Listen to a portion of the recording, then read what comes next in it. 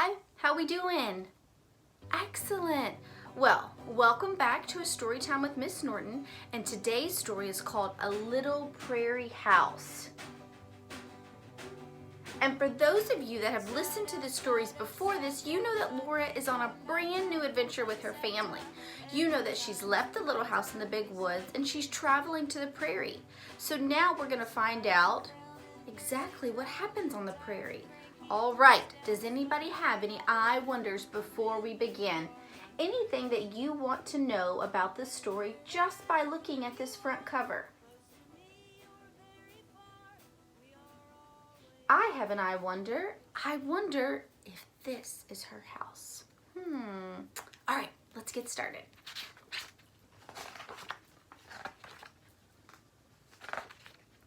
Once upon a time, a little girl named Laura traveled in a covered wagon across the giant prairie.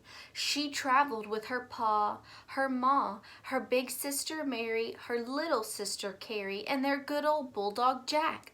They were searching for the perfect place to build themselves a little house. They have done lots of traveling.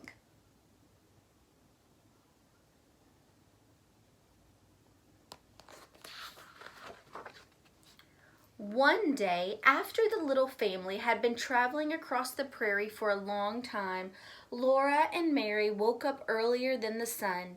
They ate their breakfast of cornmeal mush and hurried to help Ma wash the dishes. Pa was loading everything into the wagon.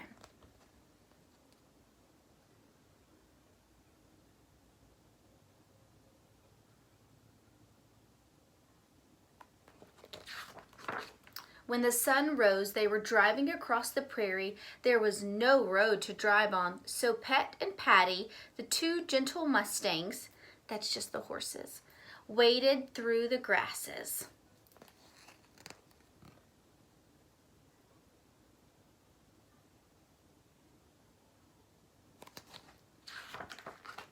Later that morning, Pa said, "Whoa!" The wagon stopped. "Here we are," he said. "Right here we'll build our house."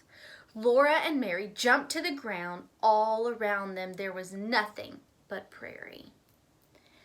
All right, friends, now your job has been to listen to the stories, think about how the characters are feeling and why, and some things that they're doing.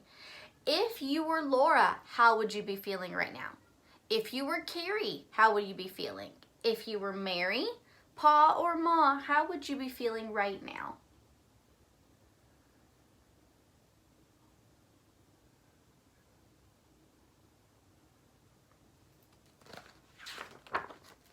Right away, Pa and Ma began to unload the wagon. They took everything out and piled it on the ground while Laura and Mary and Jack watched.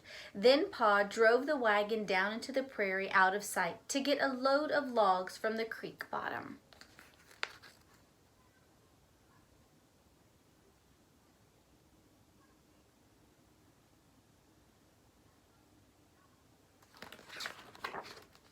Laura was a little frightened to be left on the prairie without the wagon.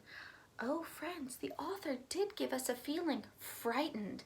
And I really love that word frightened instead of scared, because now there are so many great words for emotions that we don't have to use add words. Sad, mad, glad, bad. There are so many other feeling words that we could use, such as frightened.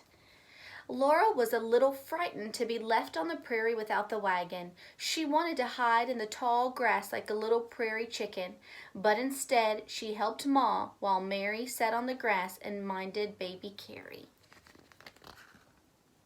So frightened means scared. Have you ever been frightened before, friends? Soon, Pa came back with a load of logs. For days and days, Pa kept hauling logs. He made 2 piles of them, one for the house and one for the stable. When he had enough logs, it was time to build. Pa began the house first.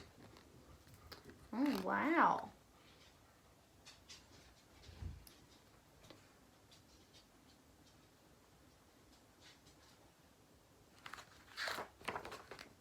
All by himself, Pa built the walls of the house 3 logs high, and then Ma helped him. Log by log, Pa and Ma built the walls higher and higher. Soon, Laura couldn't climb over them anymore.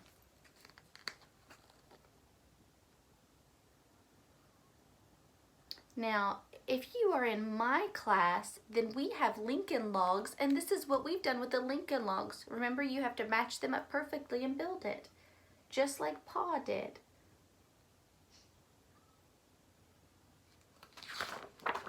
Then one day, Pa was off hunting, and he came home whistling merrily.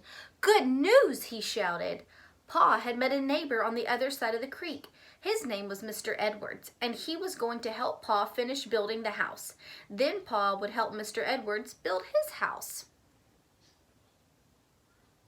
I bet you could tell me how Pa's feeling right now that he has somebody helping him finish building this house. Early the next morning, Mr. Edwards came. He was lean and tall, and he bowed to Ma politely. He told Laura he was a wildcat from Tennessee, and he could spit further than Laura had ever imagined anyone could spit. Laura tried and tried, but she could never spit so far or so well as Mr. Edwards could. Ew.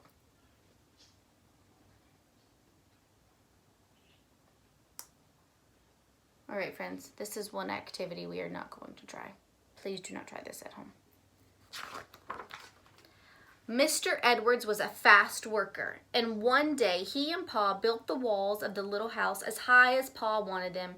They sang while they worked, and their axes made the chips fly. They cut a tall hole for the door and square holes for the window.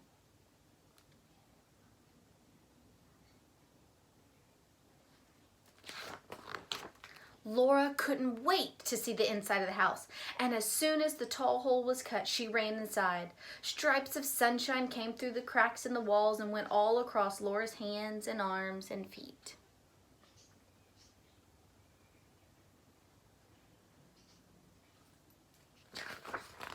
At the end of the day, Mr. Edwards said he would go home, but Pa and Ma said he must stay to supper. Ma had made stewed jackrabbit and steaming hot, thick cornbread with molasses. Mr. Edwards said he surely did appreciate that supper. Then Pa took out his fiddle and began to sing.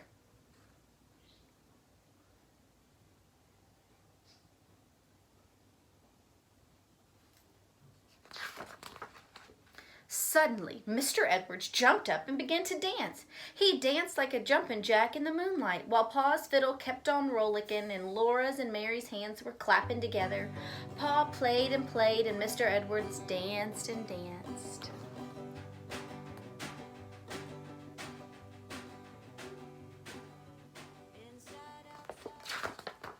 Finally, Mr. Edwards said he must go.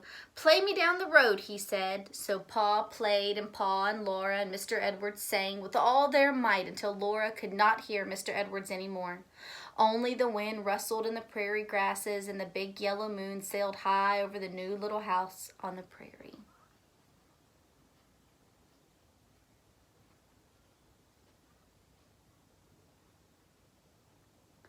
All right, friends, that is the end of our story, A Little Prairie House. And what a big adventure that was for that family. They found where they wanted to build a house. They built a house. They met a new friend. Your job today as a writer is to continue to write in your journal that you're one of the characters. So choose one of the characters from the story, and we have a brand new character today. Who was our brand new character today? Think about it. Breathe it.